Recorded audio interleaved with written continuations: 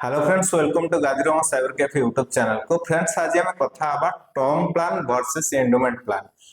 ये फ्रेंड्स, ये क्वेश्चन मते बारंबार पचरा जाउछि, मते टर्म प्लान नबा दरकार किंबा गोटे एंडोमेंट पॉलिसी नबा दरकार। तो आमे ए जिंस ऊपर डिस्कस करिवा, बुझिबा टर्म प्लान कोन और एंडोमेंट प्लान कोन और आपनक पई बेस्ट कोगुटा रहइबो से विषय रे आज डिस्कस करिवा। डिस्कस करिया पूर्व मो प्रथम निजर इंट्रोडक्शन दे दोछि। मु राकेश कुमार नायक, फाइनेंशियल एडवाइजर।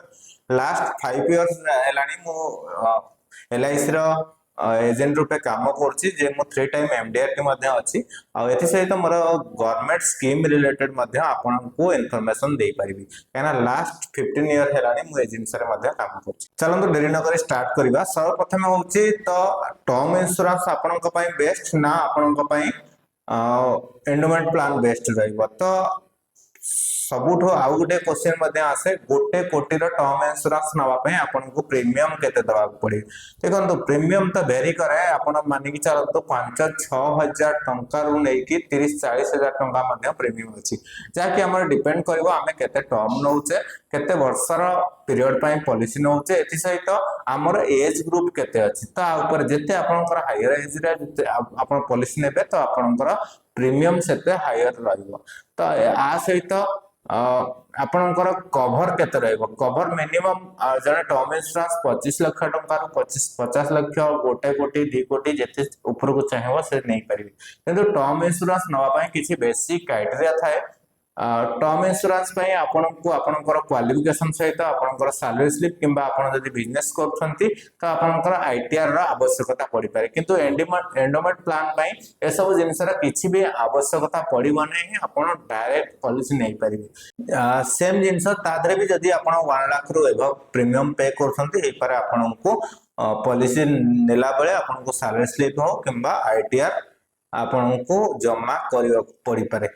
तो बेसिकली आमे जदि टर्म प्लान को एंडोमेंट प्लान सहित कंपेयर करबा, दीटा जाक life insurance but term insurance होची प्योर इंश्योरेंस, जाकि आपनकर फाइनेंशियल नीड को पूरा करिवो। कोहार ना आपनकर अनुपस्थिति रे आपनकर जदि किछि हेई जाउची मिसअप नै, से केस रे आपनकर फैमिली रो जहाँ भी आपन टर्म नैथिबे, जहाँ भी आपनकर समस्या नैथिबे तो आपनकर फैमिली को मिल जिवो।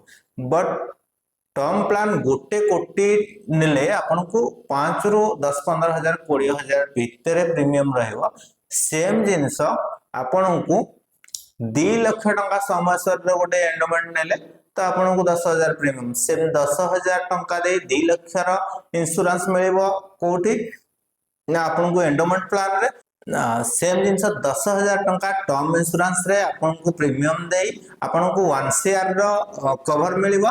बट आपन सेम जिंस जदि सेम प्लान नउछंती एंडोमेंट रे तो आपनको कोन हबो ना 10 हजार टंका रे मात्र 2 लाख टंका रो कवर मिलिबो।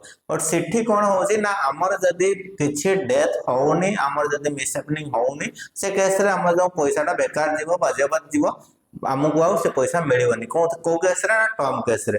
आउ सेम जिंस जदि आमे एंडोमेंट होउची कोन ना, हमर इंश्योरेंस सहित सेविंग टू मिक्स करा जायछि। तो ए दीटा को सेठी आपनकर संपूर्ण रूपे इंश्योरेंस रहला टर्म, आउ एंडोमेंट प्लान होउची आपनकर इंश्योरेंस सहित सेविंग को मिक्स करा जायछि। सेथि पे आपनकर कोन हबो ना, प्रीमियम रे मैच्योरिटी अछि। जहाँ भी आपन टर्म नउछंती 10 वर्ष 15 वर्ष 20 वर्ष जहाँ भी आपन टर्म नउछंती सेति की टाइम जाए आपनकर इंश्योरेंस रहइबो। एथि सहित कोन हबो ना, आपनकर मैच्योरिटी भी हबो।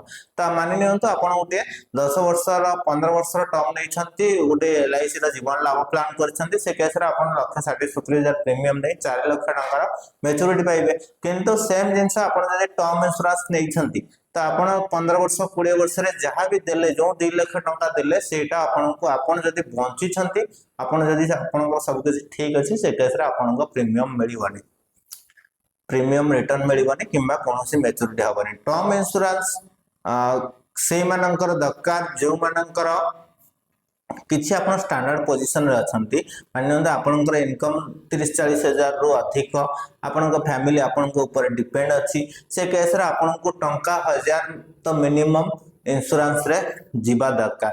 और टर्म इंश्योरेंस रे जो कवर मिलिबो तो आपको हायर अमाउंट मिल आजिकल आप कौन फाइनेंशियल एडवाइजर को देखिए से आपको एडवाइज करेंगे तो आपण पाखे प्रथम टर्म इंश्योरेंस थी दरकार द्वितीयतः हेल्थ इंश्योरेंस दरकार आउ तृतीय हूँ कौन ना कौन इन्वेस्टमेंट प्लान थी दरकार तो सिंपली आपण गोटे कोटी कवर टर्म इंश्योरेंस रे मात्र 10,000 पाइबे बट सेम जिनस को आपण को पाइबा को हेले एंडोमेंट प्लान रे 2-3 लाख टंका प्रीमियम दवा पड़ो जो 1,000 टंका सेठी मंथली आपण को 15,000-20,000 टंका प्रीमियम देले जाय आपन को सेम कवर मिलिबो।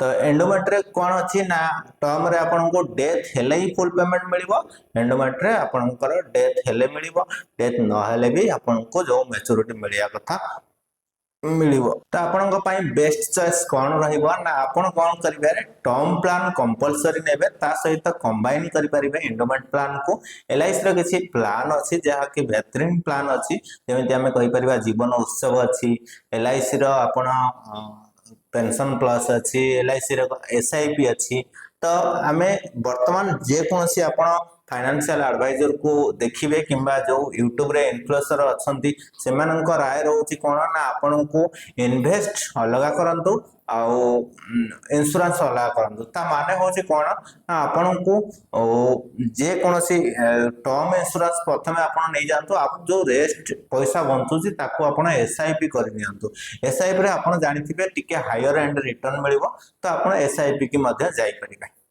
आशा करूँ आपण मैंने ये इनफॉरमेशन संपूर्ण रूपे बुझी पारे जदि आपण मो सहित कथा चाहते तले नंबर दि जाइए आप कॉल करके मो सहित कथा हो पारे। Thank you.